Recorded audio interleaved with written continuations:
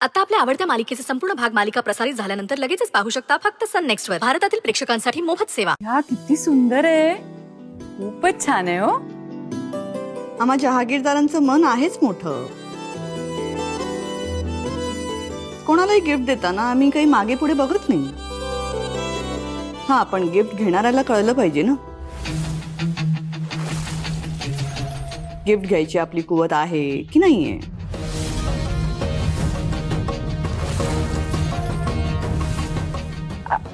अहो मी पण नाहीच म्हणत होते, पण आई अगं त्या नकोच म्हणत होत्या, पण मग मीच त्यांना जरा इन्सिस्ट केलं।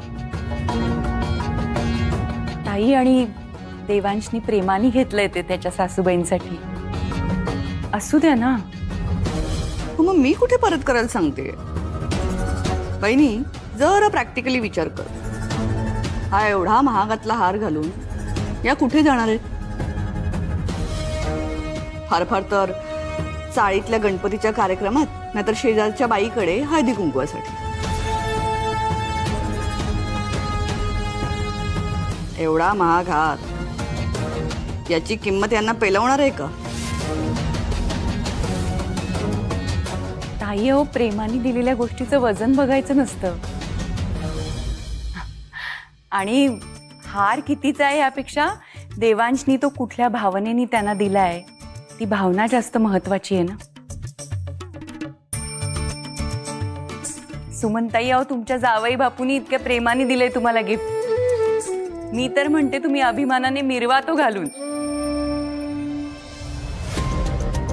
देवांश, मिस्टर शहांचा कॉल आला होता। तू मीटिंग पोस्टपोन केलीयस हे सांगितलं नाहीस त्यांना? तू कधीपासून इतका इररिस्पॉन्सिबल वागायला लागलास? बायकोला फिरवायच्या नादात काम विसरलास की काय?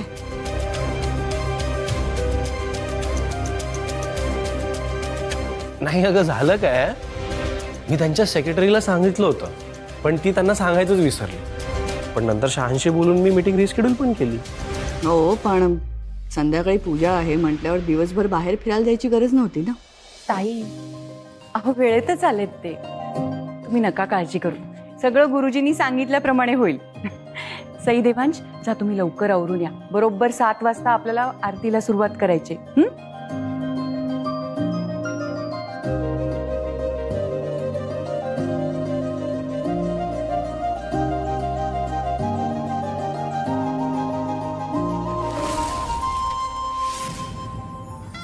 ओके ओके, फाईन फाईन, आपण बाकी सगळं उद्या बोलूच। या, okay then, see you, bye. तेव्हा अरे 7 वाजत आले, सईची तयारी झाली का बघ, जा बोललो। बघून आलो लगेच।